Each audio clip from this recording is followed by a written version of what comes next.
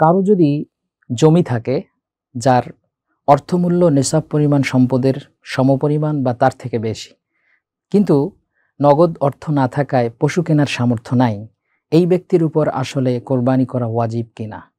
মূলত দেখতে হবে যে আমরা যদি জাকাতের নিসাবের দিকে খেয়াল করি, দেখতে পাবো যে জমির উপরে জাকাত হয় না, আবার জমির অর্থমূল্যের উপরেও জাকাত আসে না।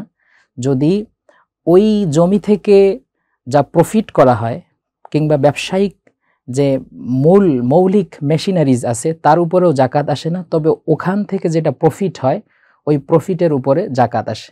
এমনইভাবে কোরবানির ক্ষেত্রে আপনার ওই জমিগুলোর উপরে যদি আপনার নিজের বাড়ি থাকে বা সেখান থেকে আপনার খরগোশের ব্যবস্থা হয়, সেখান থেকে আপনার মৌলিক হাজাতগুলো আল হাজা আল আসলিয়া এগুলো যদি পূরণ করতে হয়, সেক্ষেত্রে ওই জমির উপরে আপনার জাকাত আসবে না। তবে হ্যাঁ, আপনি একটা জমি ক্রয় করে রেখেছেন, যেই জমি কিছুদিন যাওয়ার পর আপনি আবার দাম বেড়ে গেলে সেটাকে বিক্রি করে দেবেন, ওই সময় আপনার এই জমিটা ব্যবসায়িক পণ্য হিসেবে ধর্তব্য হবে। সেক্ষেত্রে আলমাল আর তিজারি, ব্যবসায়িক পণ্য হিসেবে ওখান থেকে যা প্রফিট হয়, ধরুন আপনি একটা ফ্ল্যাটে অবস্থান করেন, এই ফ্ল্যাটের অর্থমূল্যের উপর বা এর বেসিক নিড হিসেবে এখান থেকে আপনার নেশাব পরিমাণ সম্পদ কাউন্ট হবে না, বরং আপনার 5টা ফ্ল্যাট আছে, 5টা ফ্ল্যাট থেকে প্রতি মাসে আপনার যে আয় হয় ওই আয়ের উপরে আপনার জাকাত কিংবা কোরবানি ওয়াজিব হওয়ার ক্ষেত্রে নেশাব পরিমাণ সম্পদ ধর্তব্য হবে।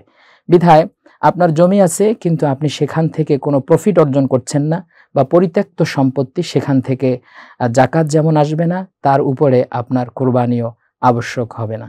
মনে রাখতে হবে কোরবানি মূলত তার উপরে ওয়াজিব।